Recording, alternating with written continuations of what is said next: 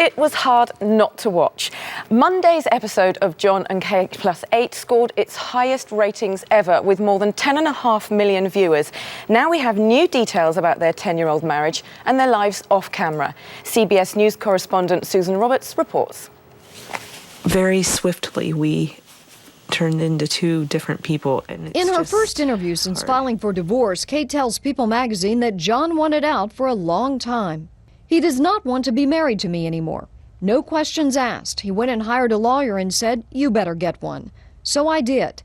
I never would have made that step. I never would have done it. Ready, set, go! In telling the kids, Kate says they never use the word separation or divorce. I'm not naive. I know that my kids will come out of this to a degree with some sort of dysfunction. I'm not stupid.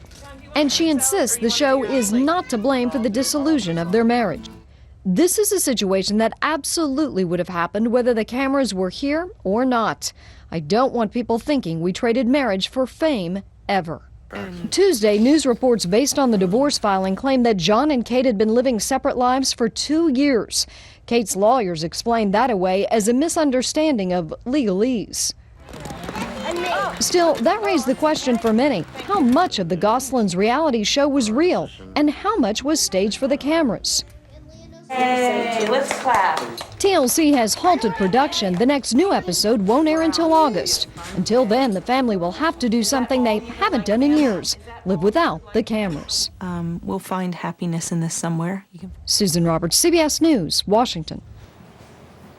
Joining us now is Michelle Tan, senior writer for People magazine. Good morning, Michelle. Good morning. First of all, can I just ask you, how is Kate dealing with the news? Do you think that she feels that she's failed in some way?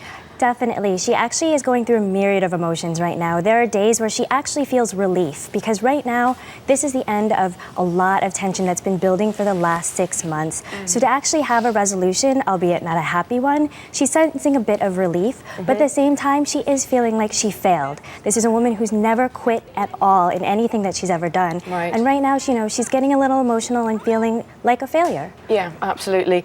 Now, my question is, this is obviously a reality show. Right. But the reality hasn't really been shown, has it? Because there's been like some kind of cover-up for the last 2 years. Their real lives, their separation hasn't been kind of focused on during the making of the program. How can they explain that, the program makers? Well, really, the tension has been building for only the last 6 months. And so it's just been sort of like the mounting tension, and little events have really built up to this. But really, it is reality at its finest and at its saddest, because we really are seeing the slow implosion of a marriage right now. So sad. The question I think that lots of people keep forgetting to ask and are very worried about is obviously the casualties of this divorce are going to be their children. Right. How are their little children dealing with all of this? Well, there are 8 of them, so they kind of have a wide range of emotions. They just found out last week, and the older girls, one of them actually said, "This is not a surprise to me. I could have guessed that this was happening."